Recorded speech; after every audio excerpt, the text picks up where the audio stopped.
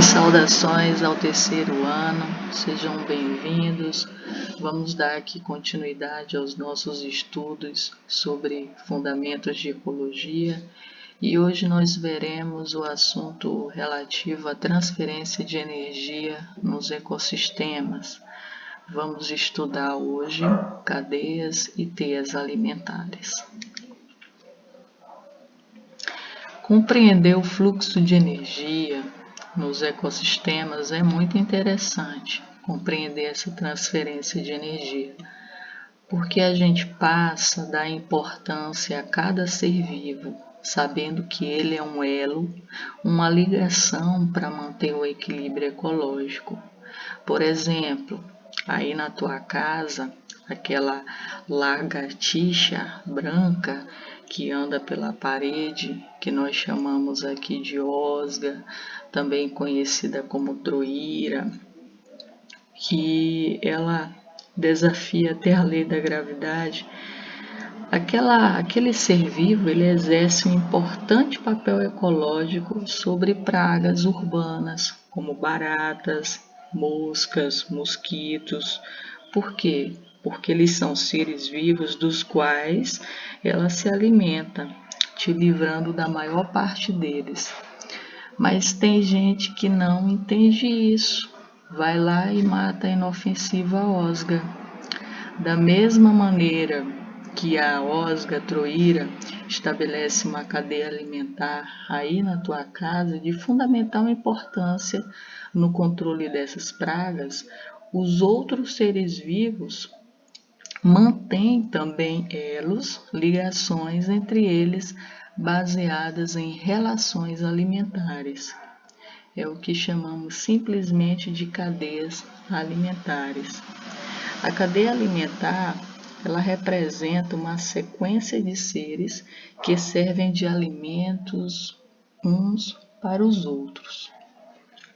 Então vejamos aqui no slide um exemplo de cadeia alimentar, um exemplo bem clássico, em que nós temos aqui, começando pela plantinha, seguindo pelo rato, a cobra e terminando aqui pelo gavião. Percebam que essa seta aqui, o que ela indica, o que ela representa? O fluxo de energia. Ou, em outras palavras, ela indica que esse ser vivo aqui, a plantinha, vai servir de alimento para o rato, tá? Então, a comida aqui está na mesa, né? E nessas relações alimentares, nós podemos classificar os seres vivos em níveis tróficos da cadeia alimentar, de acordo com a posição em que eles ocupam nessa cadeia alimentar. No exemplo aqui, que nós vemos a plantinha ela representa o primeiro nível trófico da cadeia alimentar. A planta ela é classificada como um ser produtor. Por que ela é um ser produtor? Porque ela é aquele ser autótrofo, que vocês já sabem o que são seres autótrofos, que podem ser aqueles que fazem fotossíntese ou fazem quimiossíntese, são seres que produzem o seu próprio alimento, tá? E esses seres, eles representam a base da cadeia alimentar, eles são a base da cadeia alimentar, são os primeiros componentes de uma cadeia alimentar. Em seguida, nós temos aqui uma série de consumidores e dependendo da posição deles na cadeia alimentar, nós podemos classificar eles em consumidor primário ou de primeira ordem. No caso aqui, o consumidor primário de primeira ordem é o rato. Por que é o rato? Porque o consumidor primário é aquele que se alimenta de um produtor. É o primeiro consumidor, é aquele que se alimenta diretamente de um ser autótrofo. Em seguida, nós temos o consumidor secundário, que é a cobra. Por que é secundário? Porque ele se alimentou de um consumidor primário.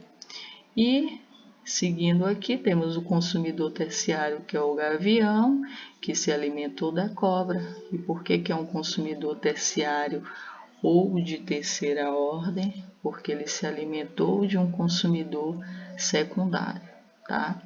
Percebam aqui que apenas o consumidor primário é um ser herbívoro, tá? Assim também nós podemos representá-lo como ser herbívoro porque ele se alimenta de um produtor.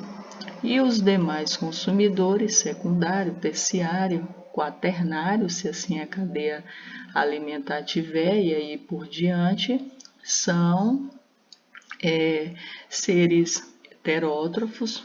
Todos os três são seres heterótrofos aqui no caso, mas secundário, terciário e os outros consumidores adiante, eles podem ser carnívoros, certo?